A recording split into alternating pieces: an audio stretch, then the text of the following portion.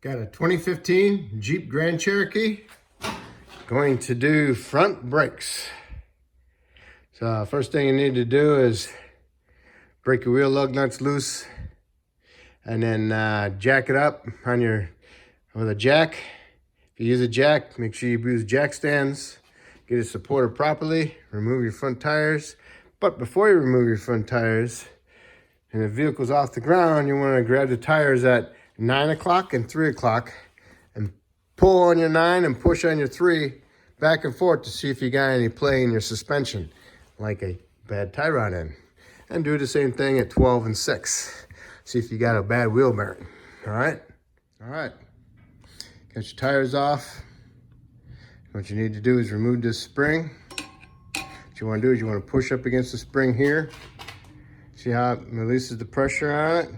And as you're doing that, and you want to stick another screwdriver in here and pull it out, okay? And when you get that off, then you want to get yourself an 11 millimeter hex socket or a T55. But first off, you need to remove the plugs in the back of the caliper that go into the boots for the caliper slides. There's 2 of them, one here and one down below. They look like that. You get your screwdriver in there, push them out. Then you get your 11 millimeter hex, goes inside there. Those are the caliper slides. If you don't have 11 millimeter, you might have a T55 Torx. That'll work too. Get these both out. Got both your Torxes out. The caliper slides out. Pry off your caliper. Stick it inside here and pry it off. Same thing on the bottom. Then you can pull it out of there, put it on top. What you might want to do is undo this sensor from that one holder on the line. It makes it a little tight. See it, how it tightened? But that also. Okay, I'm just gonna stick that over there for now. Then we're gonna remove our caliper bracket. Okay, the caliper brackets are 21. What you want? It's a 21 millimeter. Use a breaker bar on 21. Break them loose, and then you can thread them out, you know, with your hand. Okay. Then you want to inspect your caliper bracket. Right here is where your pads ride. See it? You can feel them. They're an indentation. If they're really bad, you're gonna have to replace them. You might as well just get new reman calipers and brackets. What I'm gonna do is get my die grinder with a disc on it, and I'll just sand it down just a little bit just to remove some of the hump out. They're not too bad, but if they're really bad, then they need to be replaced. On the old Jeeps, this was part of the knuckle, so you had to replace the knuckle. So I'm going to clean those up just a little bit. You can't really see how bad they are. Okay. Next time for sure. See, I hit them with my disc just a little bit. I'm going to hit them just a little bit more just to help that indentation out a little bit. I cleaned them up. Now I just throw some paint on them, and then after the paint dries, I'll put some Seal Glide on them for some lubrication, or the lubrication that comes with the pads. Okay, next is to remove your rotor. If it's frozen on there, you need to put some lubricant around your studs, penetrant, that's sit there and soak. And if I do recall, Jeep, Mopar, sometimes they use an O-ring they place around the base. So what you want to do is get that out of there also. Get yourself a pick. Reach it in there and scrape that O-ring out of there so you can get your rotor off properly. Okay. See, there's the O-ring. Save that so you can put it back on. Look at that. The rotor come loose. So we're good. Now we'll take the rotor off. So I got the rotor off. So match it up to your replacement ones. Make sure they match. And also here on the hub, you need to remove the rust buildup that's around the outer edge and the center. This is a stepped hub, which means the center is lower than the outers and the inner. So you need to clean that up, get that rust off of there. rust buildup. It creates a high spot. When you got a high spot on there and you don't clean it up, you put the rotor on there. Rotor's gonna be high, low, high, low, high, low. Rotor's going like that. So in turn, that pushes your brake pads in and out, going like that.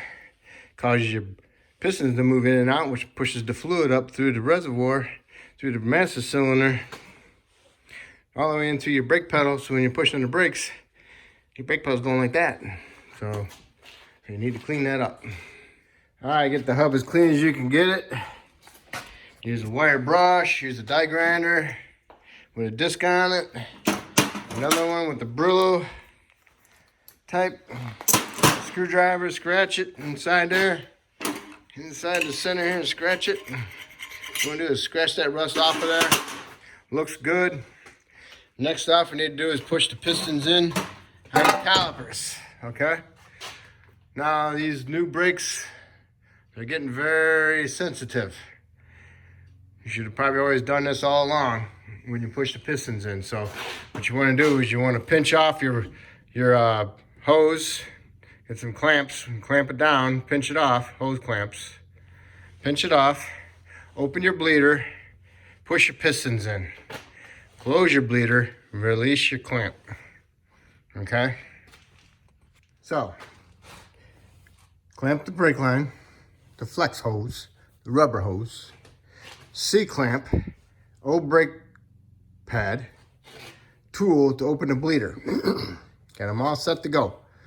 Do not pinch this so you're totally pinching the hell out of it. You want to just restrict the flow so it just comes out the bleeder. All right, so you need to do is loosen the bleeder, tighten your clamp up, push the pistons in, okay? Okay, I'm gonna tighten my clamp. See how the brake fluid's coming out?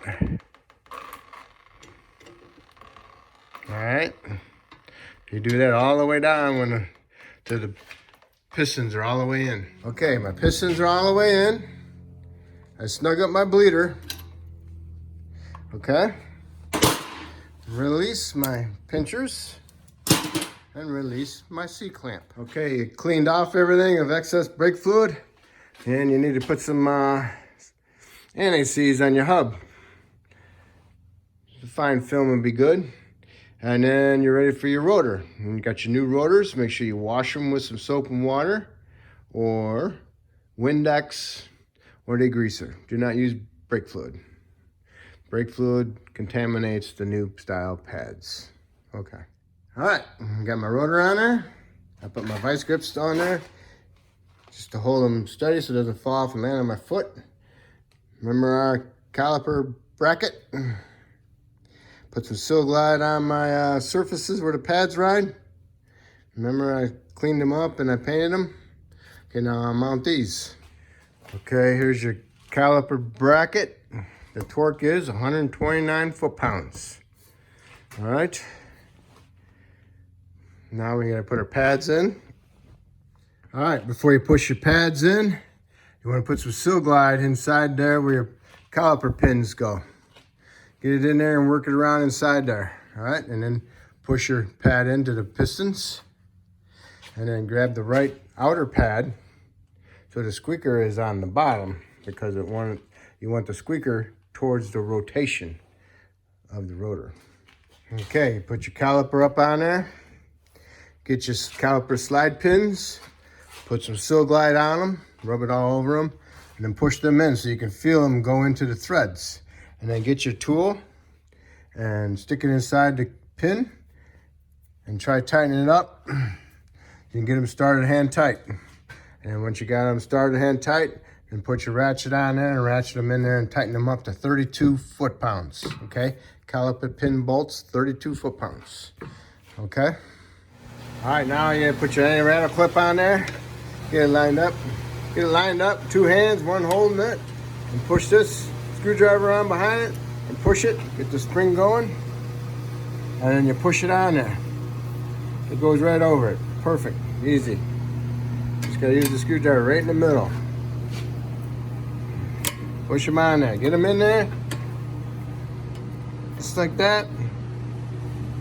And once you get them in there, then you need to tap on them with your screwdriver to fully seat them.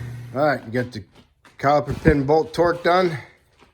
Now you need to put your plugs back in over the top of them. They just push into the boots, okay, for the caliper pins. Top and bottom, all right? And that's it for that. All right, and don't forget to put your little O-ring back on underneath your rotor. Helps keep the dirt out from behind it. It seeps through on inside the rim. Okay, push it on there, be good.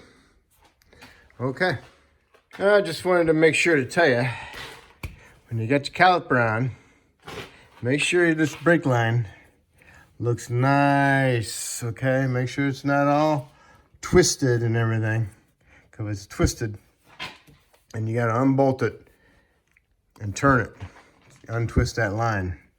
Don't want no twists in the brake line hose, okay? Get a smaller screwdriver and push them in there. You see how that piece is behind that? This piece is behind that. Same thing with this one. This piece is behind that. Okay? That little tab is behind that. That piece behind there. Okay, so now it's locked in. Alright? So now you can take off your clamp, your vice grips. Now this side is ready for your tire, but no, it's not. Since you had the brake system open, now you want to do is just let it do some gravity bleeding. Okay? Open it up. Take that off and watch it.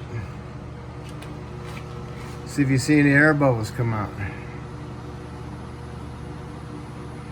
Fluid coming. See it? Coming out. It's dripping into my pan. It's good. No bubbles. So we're good. I'll put that back up on there and tighten it up.